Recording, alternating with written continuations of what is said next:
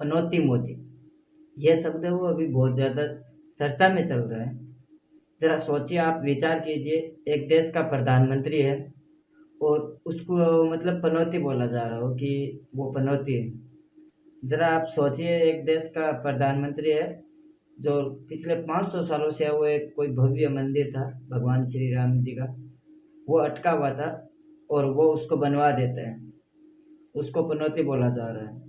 आप ज़रा विचार कीजिए कि 70 सालों से वो एक पार्टी है, वो अपनी सत्ता संभाले हुए रहती है, उस पार्टी का ये वो मतलब सत्ता में अधिकार रहता है और उसके आने के बाद है वो उस पार्टी को तहस नहस कर देते हैं, उसको है वो पनौती बोला जा रहा है। ये थोड़ा विचार करने का विषय है कि आखिर क्यों और किस लिए है वो पनौती है वो मतलब बोला जा रहा है, और किसने है वो कहा है पनौती शब्द, किसने बोला है कि पनौती। नमस्कार दोस्तों, मैं राम चौधरी, आप देख रहे हैं IHP ऑफिशियल यूट्यूब चैनल, जहां पर हम बात करते हैं हमारे हिंदुत्व इतिहास, हमारे सनातन। तो चलिए वीडियो को शुरू करते हैं। और जो ये पनौती वाला शब्द मैंने आपको बताया था, उसका पूरा है वो नींबू है वो निचोड़ते हैं सही से कि आखिर किस महान शख्स ने वो हमारे देश के प्रधानमंत्री को वो पनौती। मैं वो अपने हर वीडियो में वो एक बात बोलता हूँ आप लोगों से कि मैं वो किसी भी पार्टी को वो अपना समर्थन नहीं करता हूँ, मैं किसी भी पार्टी का सपोर्टर नहीं हूँ, या मैं किसी भी पार्टी के वो बढ़ाई नहीं करता हूँ या बुराई नहीं करता हूँ। मैं जो बात होती है, जो मुद्दा होता है, उसी पे वो मैं अपनी राय देता हूँ। तो आप इस वीडियो के बाद वो हो सकता है कि आप लोग बोलो कि तू तो बीजेपी का सपोर्टर है, तो मैं कदा भी नहीं हूँ। मैं अपने धर्म का सपोर्ट करता हूँ, अपने धर्म का समर्थन करता हूँ और मैं सनातन के हिसाब से जो चलता है उसका समर्थन है वो मैं ज़रूर करता हूँ। तो चलिए वीडियो को शुरू करते हैं और आपको मैं थोड़ा सा बताने की कोशिश करूँगा कि क्या था पूरा मामला और क्यों है वो हमारे भारत के प्रधानमंत्री श्री नरेंद्र मोदी जी को वो पनौती शब्द से वो संबोधित किया था। अभी बीते कुछ दिनों पहले है वो भारत और ऑस्ट्रेलिया का वो फाइनल मैच था, तो उस मैच में वो भारत है वो हार जाता है। सबसे पहली बात देखिए कि जब कोई खेल खेला जाता है तो उसमें हार और जीत होना तो तय है कि एक टीम है वो हारेगी और एक टीम है वो जीतेगी, और हारने और जीतने वाला है वो इस चीज़ पे डिपेंड करता है कि जो टीम जीत रही है उसने कितनी मेहनत की है। ये नहीं कि जो टीम हारी है उसने मेहनत नहीं की हो, लेकिन जो टीम जीत रही है उसने कुछ तो अलग किया है बाकियों से, इसीलिए वो टीम जीती है। तो उस मैच में क्या होता है कि भारत है वो हार जाता है और ये बहुत ही दुख की बात थी कि भारत है वो इतना अच्छा प्रदर्शन करने के बाद भी है वो हार जाता है। तो जब मैच है वो भारत हार जाता है, उसके बाद जो ये बवाल होता है वो शुरू होता है। हमारे एक पार्टी है, उस पार्टी के एक महान नेता है जिन्होंने वो मतलब महान नेता क्या है वो मतलब उस पार्टी के है वो उत्तराधिकारी है, और जो महाराजा है वो उस पार्टी के महाराजा कहो, राजकुमार बोलो, कुछ भी बोलो, शहजादे बोल सकते हो आप, या फिर पप्पू जी बोल सकते हो उन्हें। तो हमारी जो वो पार्टी है उस पार्टी के जो उत्तराधिकारी है, शहजादे हैं, जिन्हें मतलब बहुत ज़्यादा है वो सिद्धियाँ प्राप्त है, जो अगर एक ऐसी मशीन बना लेते हैं कि इधर से आप आलू डालो, इधर से वो आपको सोना निकाल देगा वो।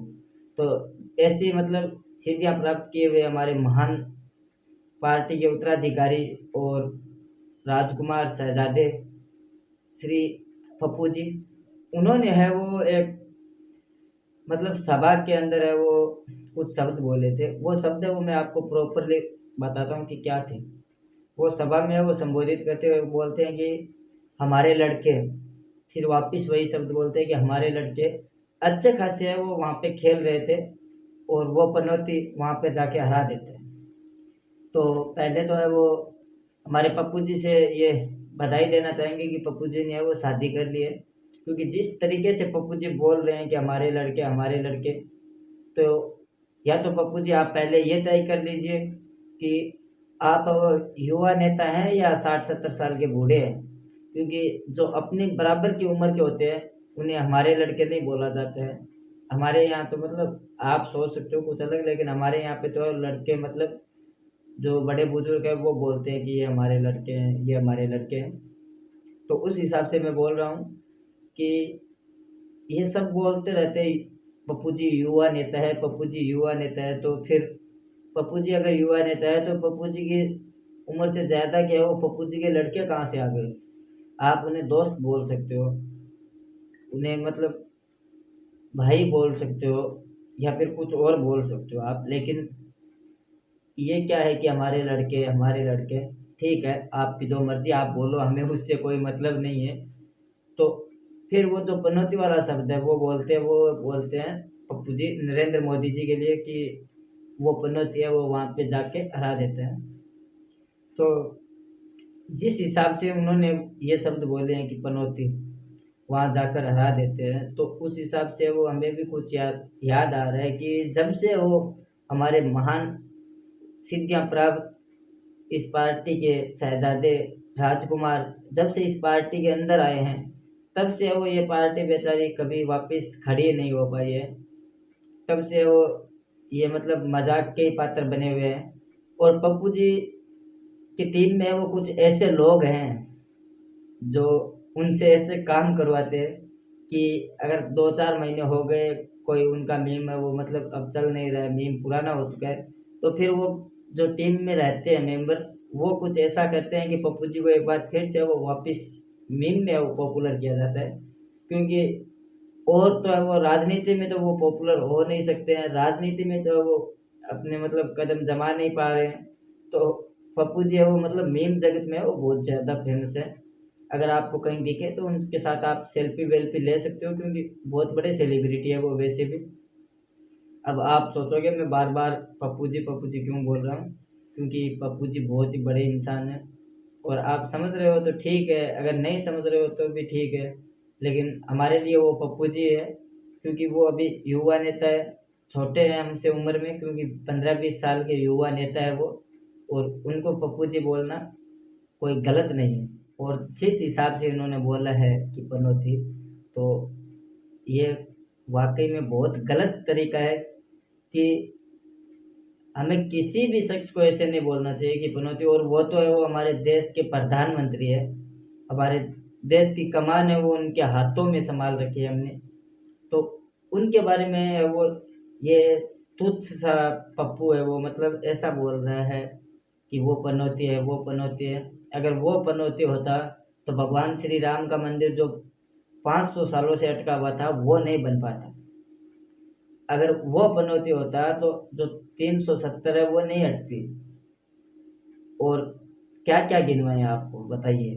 अगर वो पनौती होता तो जो वो काम कर रहा है, जो 70 साल से एक पार्टी सत्ता में है उस पार्टी को वो बिखेर देता है, वो नहीं होता। क्योंकि वो पनौती नहीं है, वो देश का सौभाग्य है कि देश को है वो ऐसा शख्स मिला है जिसके बाद वो मतलब विदेशों में वो पूरे विश्व में वो हमारी चर्चाएं हो रही है।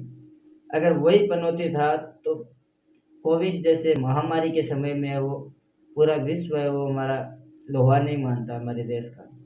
बाकी सबकी सोच अलग अलग होती है, आप अपनी अपनी राय दे सकते हो। ये हमारी छोटी सी एक वो कोशिश है आप लोगों के लिए। तो वीडियो में वो काफ़ी आगे बढ़ चुके हैं। अब आपको थोड़ा सा बता दूं कि चैनल पर अगर नए हैं तो कृपया करके चैनल को सब्सक्राइब ज़रूर कर लीजिएगा, और पास के बेल आइकन के बटन को भी दबा दीजिए, ताकि आगे आने वाले वीडियोस की जो नोटिफिकेशन है वो आप लोगों को टाइम पे मिले, और आप वो हमारे कोई भी वीडियोस है वो मिस नहीं करो। और लाइक ज़रूर कर देना, और कमेंट बॉक्स में वो आप अपनी भड़ास ज़रूर निकाल सकते हो, किसी के भी खिलाफ निकालना चाहते हो बेझिझक निकालिए, हमें उससे कोई एतराज़ नहीं है। क्योंकि हम ये नहीं कहते हैं कि आप वो बीजेपी को सपोर्ट करो, और ना ही हम ये कहते हैं कि आप वो कांग्रेस से नफरत करो। सबकी अलग अलग सोच होती है। और इसी विषय पे वो एक बात और बता देते हैं कि पप्पू जी ने वो मोदी जी को पनौती कहा था, तो वहीं पे वो एक छोटा सा बोल है वो पप्पू जी की प्यारी सी एक बहना है, प्रियंका जी है शायद नाम। मैं इन लोगों के नाम जानता तक नहीं हूँ, ये तो इंटरनेट से मेरे को खोजने पड़ते हैं कि इनके क्या नाम है और कौन से हैं ये। तो प्रियंका जी नाम है शायद। उनका भी है वो एक भाषण है वो थोड़ा सा पहले रिलीज हुआ था, जब मैच था उससे पहले। उनका भाषण कुछ इस टाइप से था कि वो भाषण में बोलती है कि मेरी दादी जी का है वो आज जन्मदिन है, और आज से करीब 15-20 साल पहले जब वर्ल्ड कप था, उस समय है वो मेरी दादी जी है वो वर्ल्ड कप देखने गई थी, और वहाँ पे है वो जाने के बाद वो मैच है वो जीती थी इंडिया। तो मेरे को आज पूरा विश्वास है कि आज मेरी दादी जी के जन्मदिन पर है वो इंडिया है वो जरूर जीतेगी। ये मैच के पहले का भाषण था उनका। तो अब इस हिसाब से वो आप अपनी प्रिय दादी श्री इंदिरा गांधी जी को है वो भी पनौती बोल सकते हो कि वो भी पनौती थी कि आज उनका जन्मदिन था और इंडिया है वो हार गई, क्योंकि देश के लिए आपसे बड़ा पनौती कोई हो ही नहीं सकता है। इंडिया में अगर भारत में अगर कोई सबसे बड़ी पनौती है तो वो है आपकी पार्टी, वो है आपका परिवार। क्योंकि अगर आपका परिवार नहीं होता तो ना कभी हिंदुस्तान के टुकड़े होते, और ना ही हिंदुस्तान है वो कभी इस सिचुएशन में आता। जैसी सिचुएशन पिछले 70 सालों से वो देख रहा था भारत, वैसी सिचुएशन में कभी नहीं आता। वो तो अच्छा हुआ कि बीजेपी है वो सत्ता में आई, और फिर हमारे भारत का कुछ भविष्य है वो उज्जवल हुआ है। अब मेरे को किसी ने कोई रिश्वत नहीं दी है, और ना ही मैंने किसी से लिए। पहली बात तो हमारा इतना सा छोटा सा चैनल है, उसके लिए कोई रिश्वत वगैरह कोई देगा भी नहीं अपने को। अपन के जो मन में आता है वो हम बोल देते हैं। तो अगर आपको ये हमारा वीडियो पसंद आता है तो कृपया करके हमारे छोटे से इस चैनल को सब्सक्राइब जरूर कर लीजिएगा। पास के बेल आइकन के बटन को भी दबा दीजिएगा ताकि आगे आने वाले वीडियोस की नोटिफिकेशन है वो आप लोगों को टाइम पे मिले, और आप वो वीडियो मिस नहीं करो। वीडियो देखने के लिए आप सभी का बहुत बहुत धन्यवाद है। और अभी है वो हम अपने चैनल पे पूरी तरीके से एक्टिव हो चुके हैं, तो कृपया करके वो वीडियोस ज़रूर देखें, क्योंकि पिछले काफ़ी टाइम से वो हमारा बहुत बुरा समय चल रहा है। हमने वो हमारा चैनल वगैरह सब कुछ छोड़ दिया था बीच में, जिसकी वजह से हमारा चैनल है वो पूरा का पूरा डाउन हो चुका है। तो अब सब है वो आप पे ही निर्भर करता है कि आप वो हमें किस मुकाम पे पहुंचा सकते हो। तो अंत में वीडियो देखने के लिए आप सभी का बहुत बहुत धन्यवाद। जय श्री राम, जय सनातन, हर हर महादेव।